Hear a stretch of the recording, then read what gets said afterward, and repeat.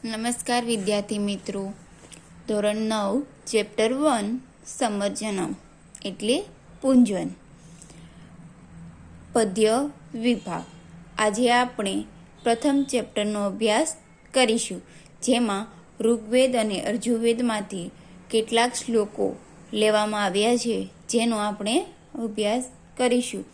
એમાં પહેલો શ્લોક: અગ્નિ મીઠે પુરોહિતમ યજ્ઞસ્ય દેવ ઋત્યુજનમ હોંતારમ રત્ન ધાતનમ.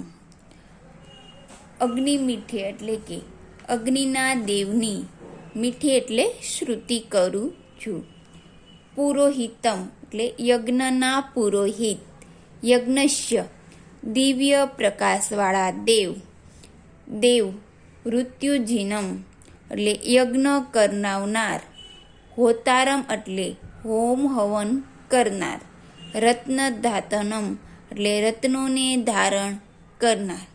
અગ્નિ એટલે અગ્નિ દેવની, મીઠે એટલે હું શ્રુતિ કરું છું. આ રીતે ભાષાંતર આવશે: યજ્ઞના પુરોહિત, દિવ્ય પ્રકાશવાળા દેવ, યજ્ઞ કરાવનાર, હોમ હવન કરનાર, રત્નોને ધારણ કરનાર અગ્નિદેવની હું શ્રુતિ કરું છું. બીજો શ્લોક: અગ્ને વત પ્રતે વ્રતમ સરિષ્યામિ તચકેયમ તન્મે રાધ્યતામ ઇદમ અનુતાતમ સત્યમ અંપે.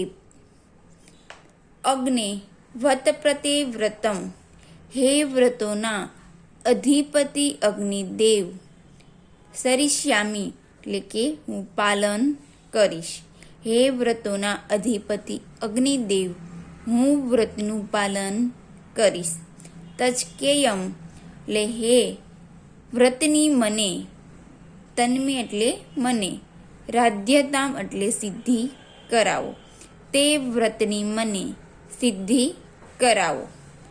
ઇદમ એટલે આ, અહમ એટલે હું, અનુતાતમ એટલે અસત્યના માર્ગથી, હું અસત્યના માર્ગથી, સત્યમ એટલે સત્યના માર્ગે, ઉમેપી એટલે ગતિ કરું છું.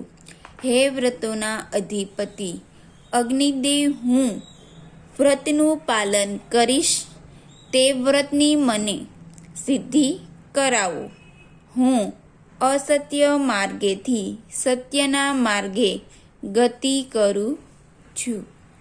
ત્રીજો શ્લોક: નમઃ સંભવાય શ મયો ભવાય શ નમઃ શંકરાય શ મસ્કરાય શ નમઃ શિવાય શ શિવતરાય શ.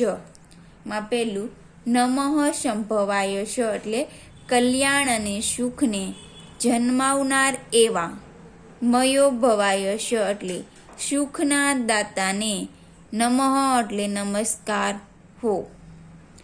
શંકરાય શ જે કલ્યાણ કરે છે તેમજ મસ્કરાય શ સુખકારી છે તેને, નમઃ એટલે નમસ્કાર હો. શિવાય શ શિવતરાય શ, શિવાય એટલે કે જે શિવ, અને શિવતરાય એટલે અતિશય કલ્યાણકારી છે તેને નમસ્કાર હો.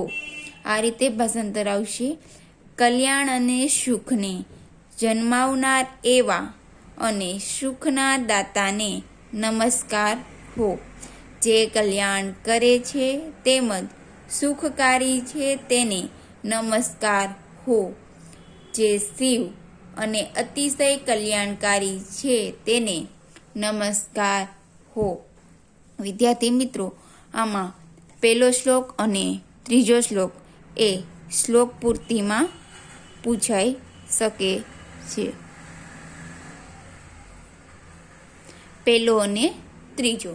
ત્યાર પછીના શ્લોકનું ભાષાંતર આપણે ભાગ 2માં શીખીશું.